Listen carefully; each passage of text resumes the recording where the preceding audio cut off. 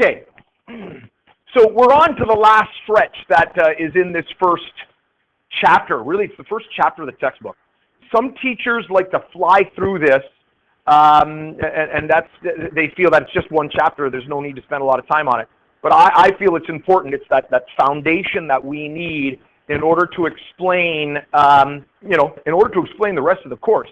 This is really, we're really talking about the way atoms behave, right? And that's what we're going to be finishing off this last kind of week up to Friday on the way atoms behave. And when I say the way atoms behave, I'm talking all about how they hold on to their electrons. So for the rest of the week, we will be talking about how strongly or weakly an atom hangs on to electrons. And tonight, you're going to watch about a 17-minute video on factors for periodic trends. And this video is going to explain the important factors that determine how atoms hang on to electrons. All right? And we will be using these factors to explain important properties of atoms, their size, their radius, the ionic radius, how big the ions are. We'll be talking about something called ionization energy, how much energy it's required to remove an electron. And all of these things ultimately determine the way atoms behave in a chemical reaction. So this week, we will be learning important information pertaining to how atoms hang on to electrons. And it kind of starts here, because we all know that atoms form ions, that atoms can gain or lose electrons to become charged. And again, it's all about how they gain or lose electrons, all right? For today, we're not going to talk about why they lose them easily or why they hang on to them with great force. We're just going to talk about what happens when they gain or lose electrons and the fact that they become positively or negatively charged ions. Okay, so definition of what an ion is.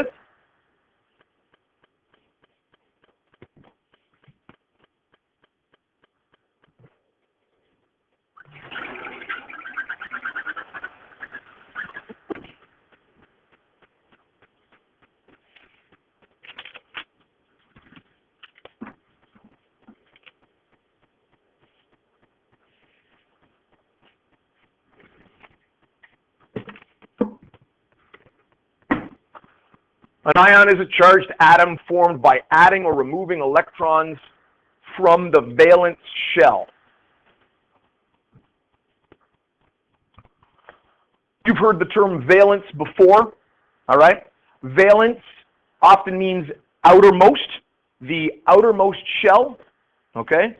Or sometimes they might say valence electrons. It means outermost. The electrons that are in the outermost shell, the ones that are furthest away, like we saw in our Bohr and Lewis diagrams. The term valence is a funny sounding word. You might wonder why valence came to mean outermost. The term valence originates from a term, and I think it's Greek, and it originates from the same word as valor, all right?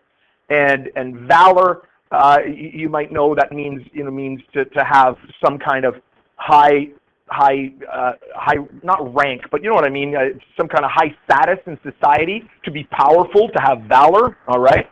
And the term valence comes from the same root word as that. I don't know what it is, but originally when chemists were looking at different compounds, things like water, all right, H2O, things like ammonia gas, NH3, we'll talk about these names later, things like methane gas, CH4, and they were pulling these molecules apart. They realized that oxygen always had the ability or the power to bond with two hydrogen atoms. So they would describe its bonding power as 2, or its valence, its power to bond with something. Nitrogen would have been described with a valence or a power to bond of 3. And carbon would have been described with a valence or power to bond of 4. Now we know that we know about electrons and the way electrons exist around those atoms. We know that the power to bond comes from those two spots in that outer shell. The fact that it needs 2 more electrons in order to get 8 in its outer shell, or its valence shell. So once the theory of electrons was proposed, it did not take chemists long to realize that this power to bond, this word they used years before they even knew about electrons, what they would have called the valence, was actually related to the number of electrons in the outer shell. And therefore they transferred the word valence to mean those electrons in the outer shell, because that's what's doing the bonding. All right? So that's where the word valence comes from. I don't test you on that stuff, all right? But I find myself personally that if I know where a word comes from, I can remember what that word means a little easier, a little better. So valence means the outer shell or the outer electrons.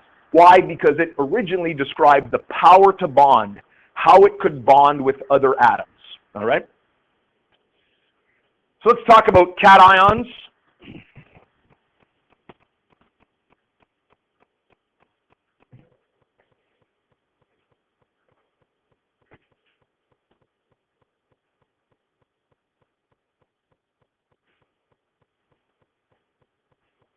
It's pronounced cation. I get a chuckle every once in a while when students will try to pronounce it cation. The reason it's pronounced cation is because it comes from the term cathode.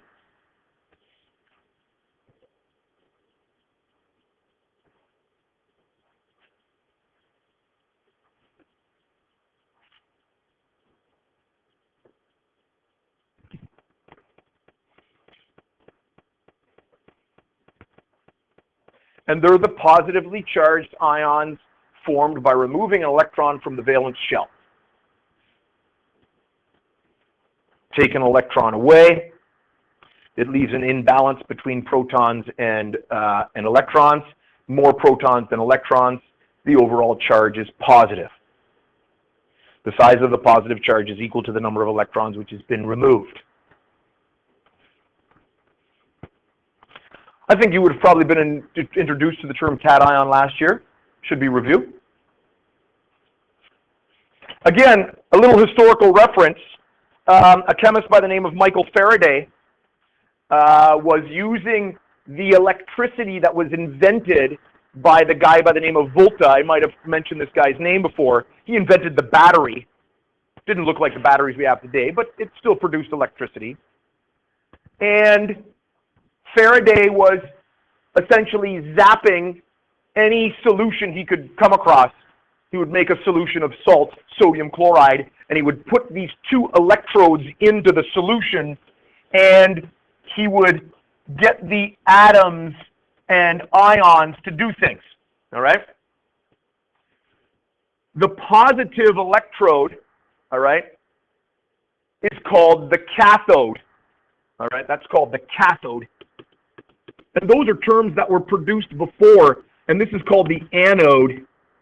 All right? No need to know this. Kata means down, and ana means up. Comes from Greek. All right?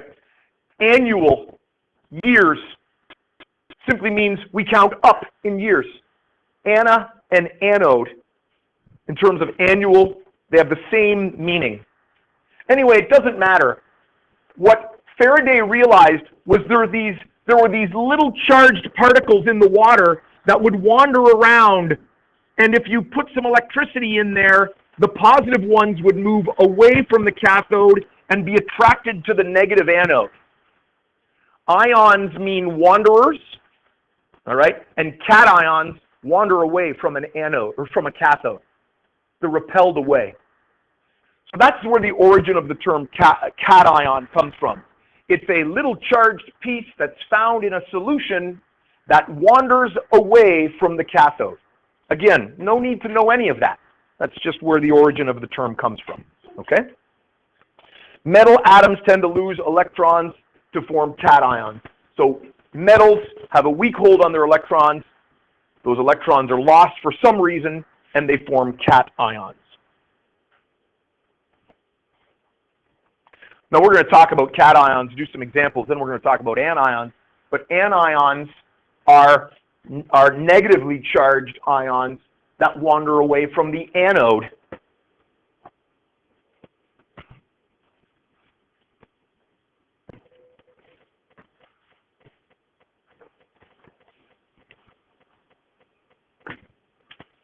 So again, cathode and anode, the ode part is path, like road. Road comes from that same Greek part, like a road is a path, right? So the cathode is the downward path for the electricity, and the anode is the upward path for the electricity. That's the way they were thinking and naming those things.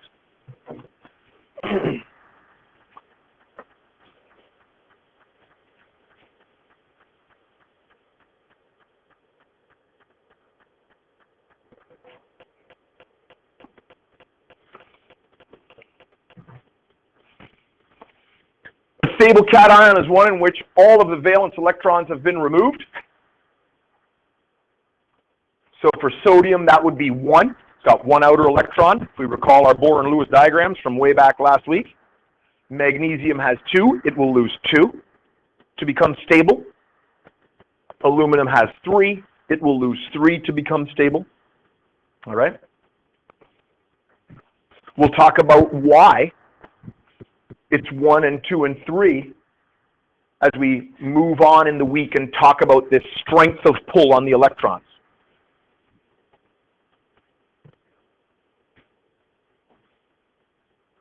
Once they've been all removed, this leaves an empty valence shell. So for these metals, we're clearing out the valence shell. For elements up to calcium, the stable cation is isoelectronic to the nearest noble gas. I will be talking a little more about that in a moment. Iso, we've already came across the term iso. I used it in the term isotope. What did isotope mean again? What did isotope mean again?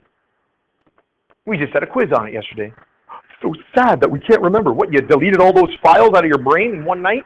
What did isotope mean? Come on, Billy. Help me out here. Isotope had to do with atoms that have the same number of protons but different number of neutrons. And the term isotope meant same place. The same place. Iso means same, and in this case, the same place on the periodic table.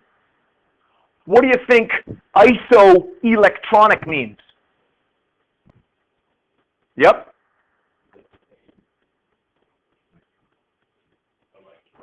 Same electrons, right? If you take 2 electrons away from magnesium and empty that shell, then it's going to become the same as a neon. Right? Because magnesium has 2, then 8, then 2. When you make the stable ion and take the 2 away, it becomes the same as neon, 2, 8. So isoelectronic means same electrons. Actually, the term we use is electron configuration, the configuration or location of the electrons. Okay? All right. A little introduction to what we're going to be talking about for the rest of the week. When you take an electron off of an atom, it requires energy.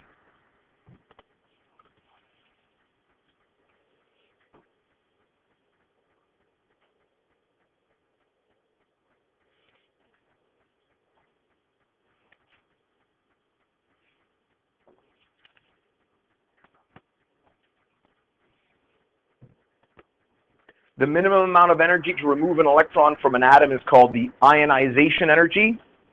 To form the ion, hence ionization, and it takes some energy.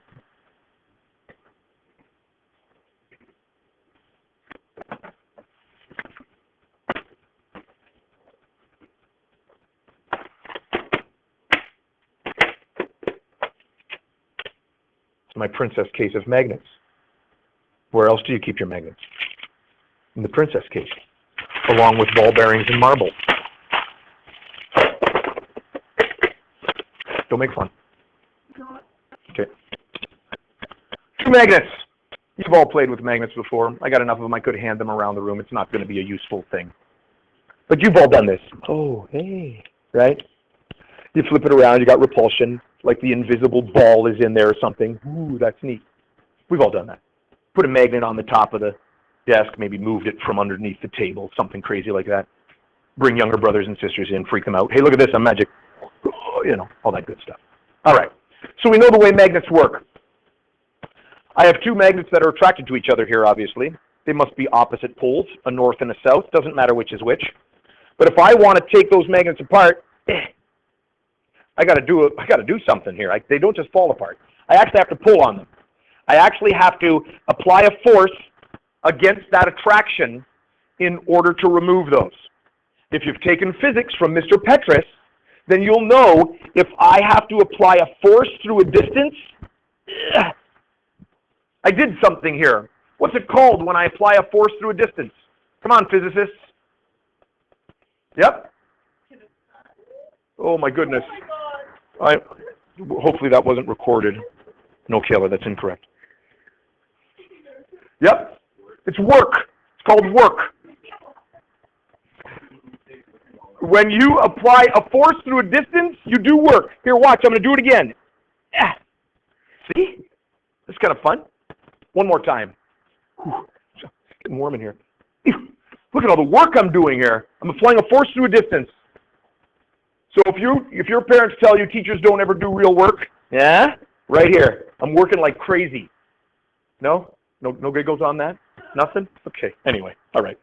Whenever you have 2 things that are attracted to each other and you want to separate them from each other, you must do work. Now, Travis will also indicate to us that work is a form of energy. It means you have to put energy into it, all right? And so when you pull 2 things apart that are attracted to each other, it takes energy. A little tiny electron around a positive nucleus. If you want to take that electron away, which you couldn't do with your fingers or even little tweezers, you'd need some other way. But if you wanted to take that electron away, it requires an input of energy because it's just like pulling 2 magnets apart. The electron is attracted to the nucleus, and therefore, in order to pull it away, you need to add energy. And when you pull that electron completely away, stick it in your pocket or throw it away, wherever you want to do with it, you've ionized the atom, and the energy it took to do that is called ionization energy. Okay? All right. I need you to write that down.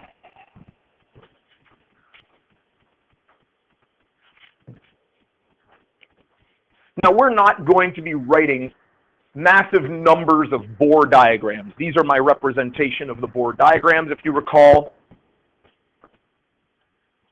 We're going to very quickly simplify it down to Lewis diagrams. They're easier to draw. And we're going to make it even simpler with something called an ionic equation.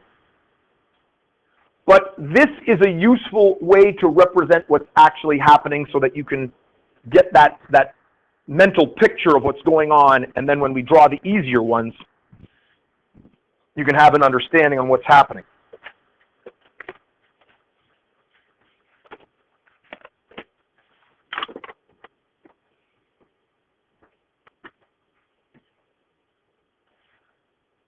See, the princess case of magnets doesn't get the prime real estate. The prime real estate goes to my Darth Vader lunchbox full of Lego, right?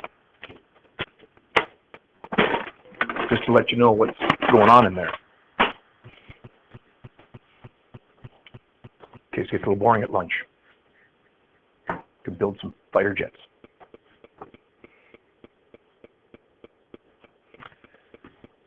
So we'll use magnesium as our example. 12 protons, 282 is the electron configuration. Notice we're adding energy. If this is like a little chemical equation, which it kind of is, you'll notice I've got energy on the left. That means I've inputted energy. I'm putting energy into that.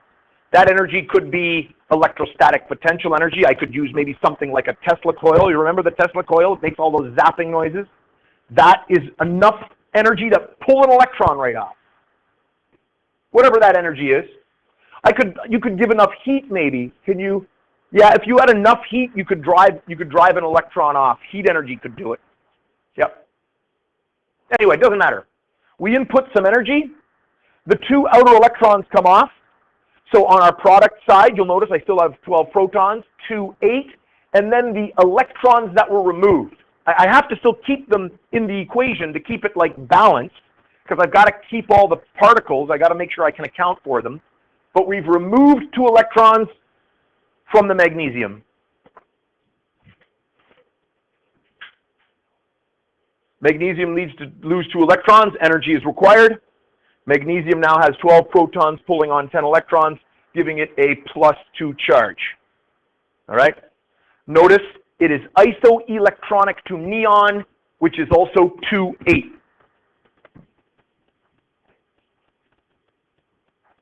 But it is not neon, because neon only has 10 protons in the nucleus, and the magnesium +2 ion has 12 protons in the nucleus. So it is different. Okay?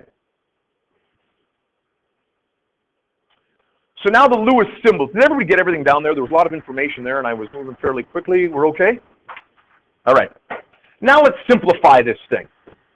We don't want to be drawing orbits and orbits and orbits. That's way too much work. So let's draw the Lewis symbols for cations.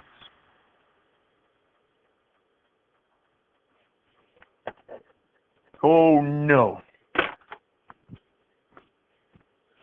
I hate that when this happens. Absolutely horrendous. Okay. You have to load, and I can always edit that out. And where did my screen go? Excellent. Okay, back in business.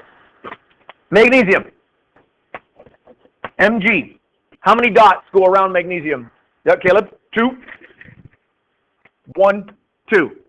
I have to add energy to this. We just saw that. The energy that we add, I've given it a title now, ionization energy. So I actually write in this, IE. So we're adding ionization energy. When that happens, these 2 electrons are removed, and we end up with an Mg that has a +2 charge.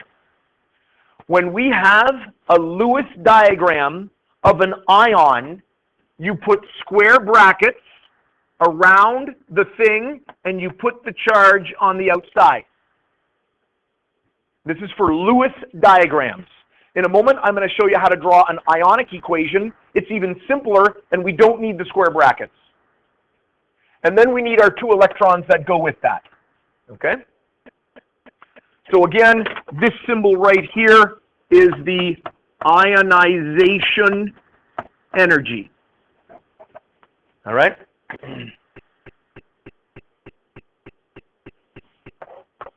And must have those guys around ions. That's a must-have for Lewis diagrams. Okay? Now that's a lot simpler than what we've done. That's good. But unfortunately, there's a third way in which we represent the formation of ions as well. And it's even simpler. We don't put the electrons. This is called an ionization equation. And it doesn't involve the electrons or the square brackets, because we're going to treat them as if they're like just chemical symbols. It's called the ionic equation.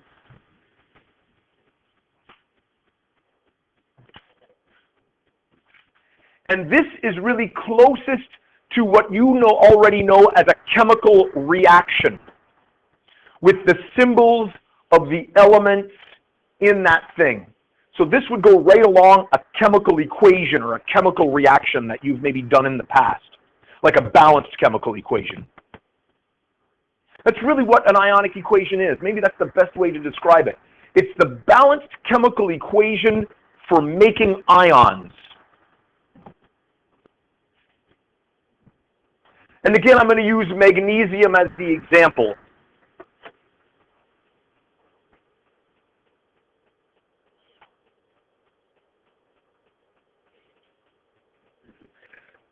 So we start with Mg again. The difference is we don't put the electrons, we look at the Mg and we say to ourselves, there's 2 electrons around that thing. Notice it doesn't have a charge, which means this is a neutral atom. It is an atom of magnesium. Again, we're going to add ionization energy. That symbol is the same.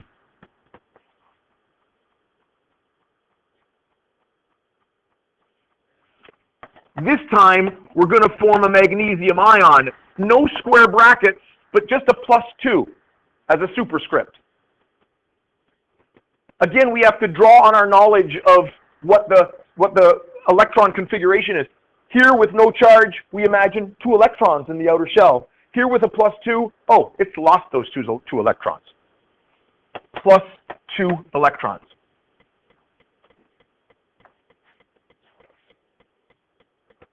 Okay, so that's the ionic equation. Yep.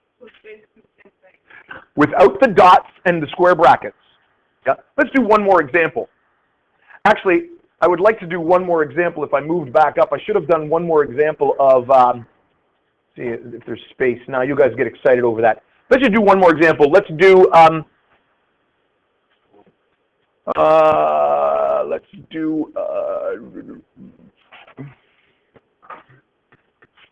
let's do an aluminum. Al. Let's do aluminum. We're dealing with metals here. How many electrons in the outer shell for aluminum? Yep, 3. It's in group 3, 13. We don't care about the transition metals. We don't draw them in an ionic equation, but we can visualize them. Again, we need ionization energy. Energy needs to be put in.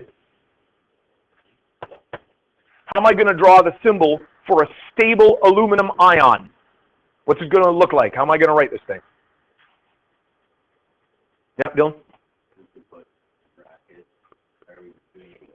This is the ionic equation.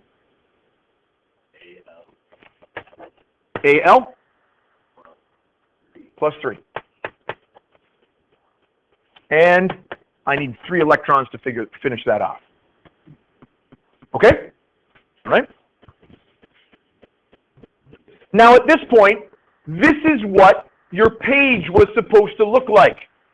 If you don't have the page set up, if you didn't print out the page, take a complete clean page, a new page, and you're going to write these guys down, and you're going to fill in all the information. I will guide you through the first one.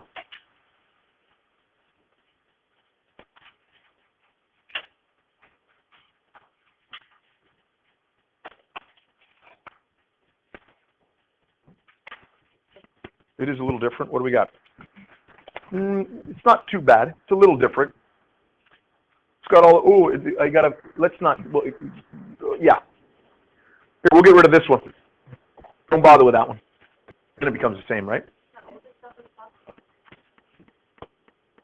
It is a little different. Not much different, though. Oh, and I didn't go over the names. Rats. Okay, if you've got the page, if you don't, what group is hydrogen in? Well, what group are all these guys in? Group 1. Oh, no, this is completely different. Yeah, it is different. It's exciting. Let me switch out.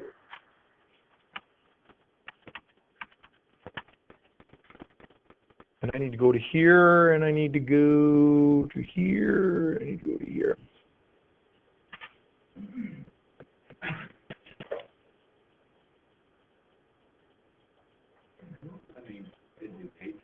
What's that?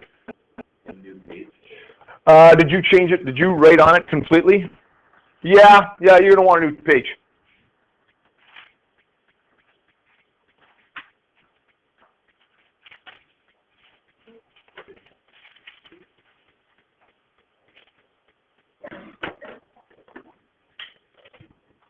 Listen up, folks, because I'm going to move on to the other ions very quickly. Here's what I want you to do. Hydrogen. Lewis diagram. Now the Lewis diagram I want is the Lewis diagram for the formation of the cation. These are all in group 1. So hydrogen has 1 electron. These are the Lewis diagrams. The Lewis diagrams need the dots and they need the square brackets.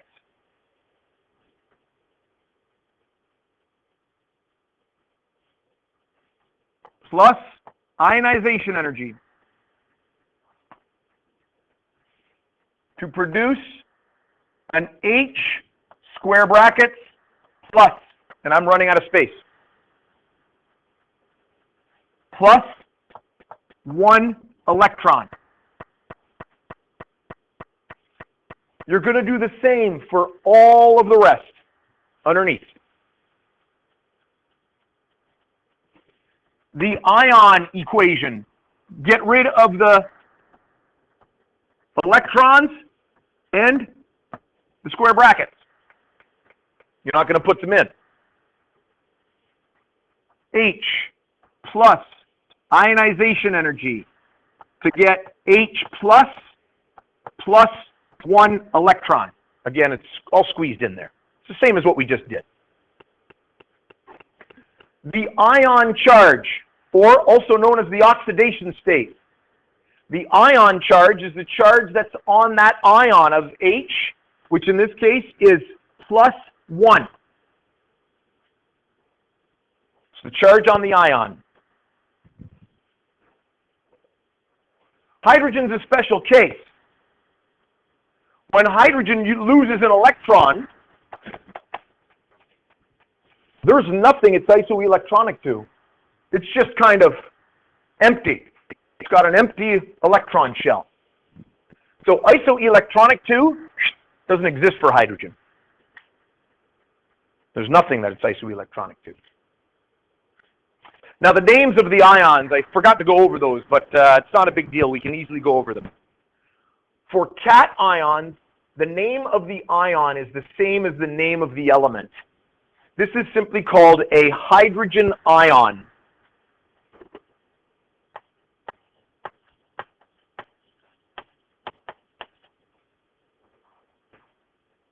So the name for positive ions are the same as the name of the atom, except you put the term ion on the back end.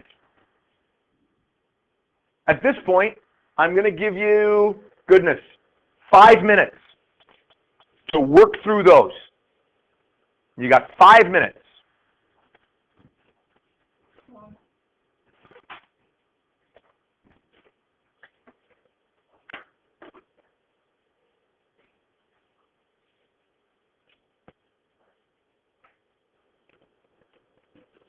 Okay, that's 5 minutes there. If you're not done, you can do that for homework. It's not much. I don't want to squeeze in all of our Lewis diagrams and our ionic equations. I think that makes sense. I just want to go over the charge, and I want to go what it's isoelectronic to. Lithium, what's the charge? And what's it isoelectronic to? Yeah, Kayla? And He, excellent. Again, lithium has an electron configuration of 2, 1. So then a lithium ion, that lost 1, has an electron configuration of 2, which is the same as helium. How about for sodium? Charge and isoelectronic to. And give Kayla a break. Her arm's getting tired there. I'm going to have to call her Granger soon if she doesn't back off a little bit. No, I'm just joking. What do we got? Yeah, what do you got, Caleb? +1 in neon. How about beryllium? Charge and what is it isoelectronic to? Zach, what do you got there?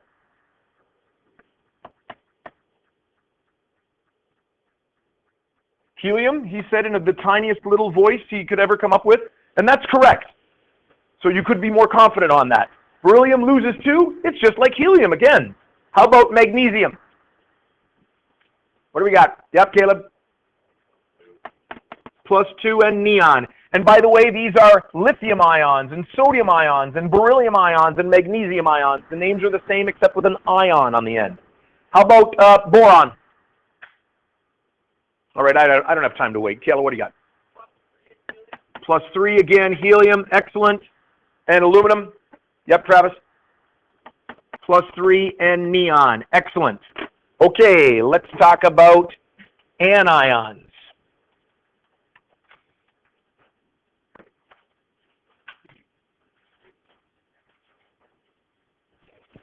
Now I'm going to go through anions a little quicker. They're very similar, except now we're adding electrons.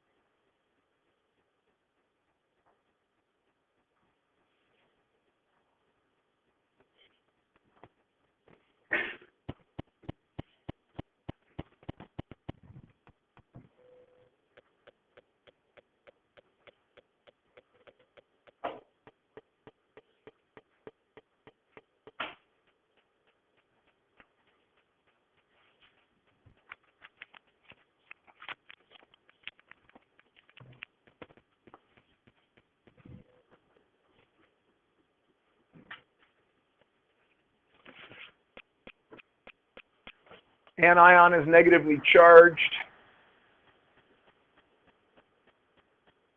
formed by adding electrons to the valence shell.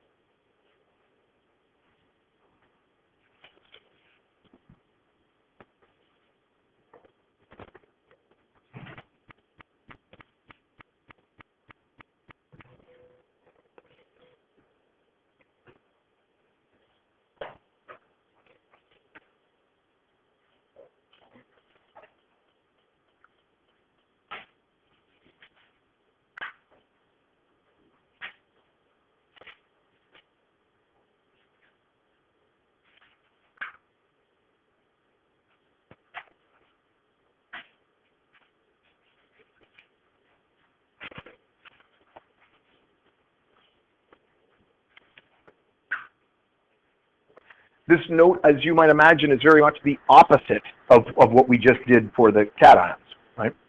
We're adding electrons. We're talking about the nonmetals forming anions.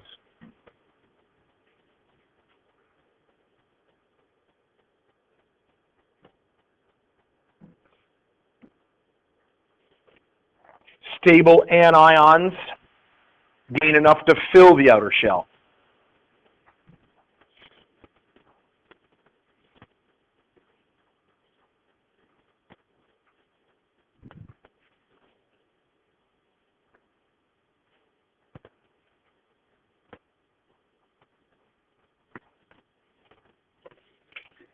Difficult to know when you're done the slide because some people are writing ahead of me with their devices, which is fine. It's just normally I look for the stop of the wiggling pens in order to determine when to advance the slide, but I can't do that anymore.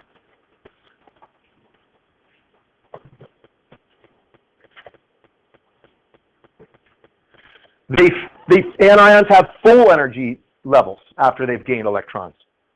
And again, they become isoelectronic to the nearest noble gas. So something like a chlorine in group 7 here gains 1. It then has the same electron configuration as argon. So we move ahead instead of moving up and back. It's still the nearest one, right?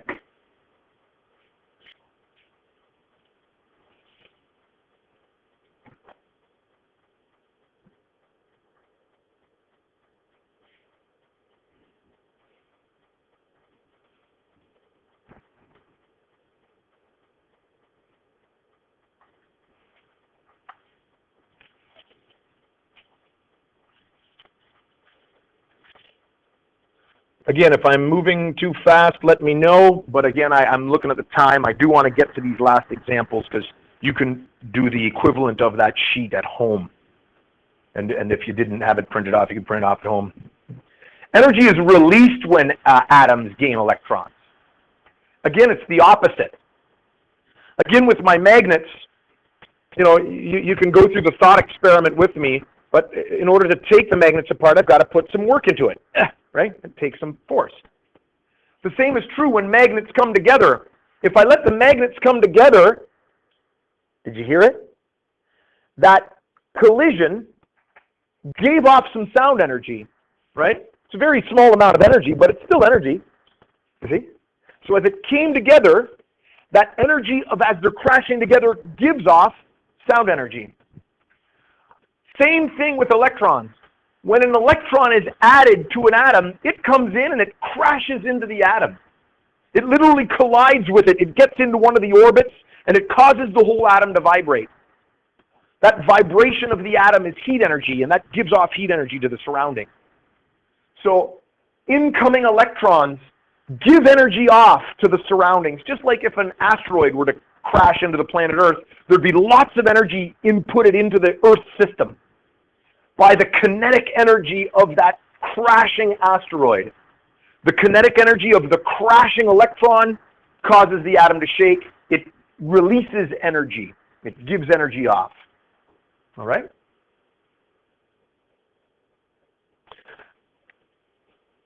Let's not write this one down. Let's not write this one down because I'm just looking at the time and I want to get to the point where you can do the thing.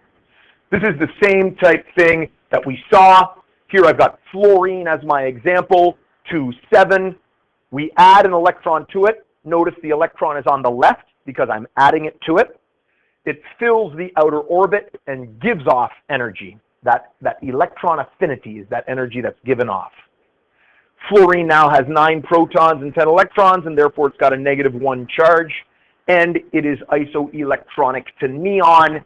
We've moved ahead by 1. Let's do some Lewis symbols for some anions, and I do want you to write this one down, because eventually you'll be doing this on your page for homework. And the example I want you to do is oxygen, so I'm going to draw a nicer, larger oxygen. These are the Lewis diagrams. So do I need the dots and the square brackets? Yes. So Lewis diagrams have the dots.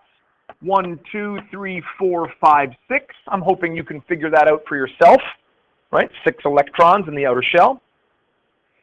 This time we are adding electrons into those empty spaces. And this time the dots around the symbol will be full, 8 full, because they didn't disappear, they were added. So now I've got to indicate that I've added 2 electrons. So for a negative ion, it's going to have 8 dots around it to be stable. I need the square brackets so I can isolate the picture from the charge, and look at, I screwed that up. See what I did there? I went to write a plus. What's the charge on this thing?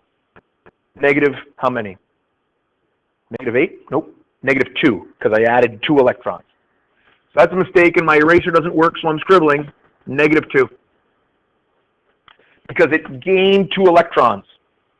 The 2 negative charges that came along with this ended up being a -2 on that ion. Plus electron affinity. That's the energy that is given off. Okay? If it's something like nitrogen, it's going to gain 3, get a -3 charge. If it's carbon, it's going to gain 4, get a -4 charge. Okay? Hydrogen can also gain 1. On the sheet, when you get to it, you'll find that hydrogen is also going to be on that list. Hydrogen can gain 1 and become a negative charge. Hydrogen's a special guy. It can lose the 1 or it can gain the 1, because it only needs 2 in that outer shell to be full. The ionic equation. No dots, no brackets. I'm suggesting to do nitrogen as the example. So with the ionic equation, we're imagining the dots are there. How many electrons around a regular nitrogen atom? Using your table. 5. How many electrons does it need for the full shell? It's going to have 8. How many does it need? 3. Does that make sense? Plus 3 electrons. Another way of looking at it is on your periodic table. Use it as a grid to help. Here you are, 1, 2, 3. It's going to get me to there. What's the charge on a nitrogen ion? What's the charge on a nitrogen ion? Yep, Taylor? -3. Plus electron affinity. One thing about the name, all right? The name of a negative ion has the "ide" on the end. So this is called a nitride. Oh, look at that. Nitride ion. Put an extra something in there. It's because I'm looking at the time. When the time gets close to the end of class and I'm not done, I get a little shaky and I make mistakes. All right? It's called a nitride ion. Put an "ide" ending on the end. Don't mind that picture because we've already concluded that it is not the same as what's online. What I need you to do here, and notice how the writing doesn't move. It's kind of a pain.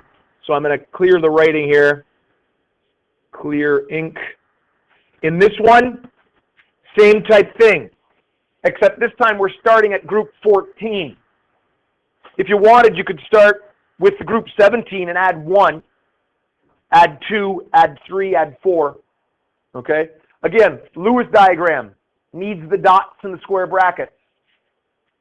Ion equation, no dots, no square brackets. Ion charge, that's pretty obvious, the negative charge it becomes. Isoelectronic 2, we already have that. And the name of the ion gets the "ide" ending.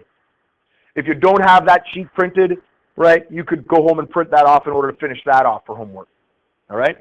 There are a few questions that ask you to kind of summarize the charges that you found on the stable ions. Don't forget for tomorrow, I want you to also watch that flipped lesson on factors that affect the trends. Okay? That won't take you long. Let me just stop the recording here for a moment, and then you may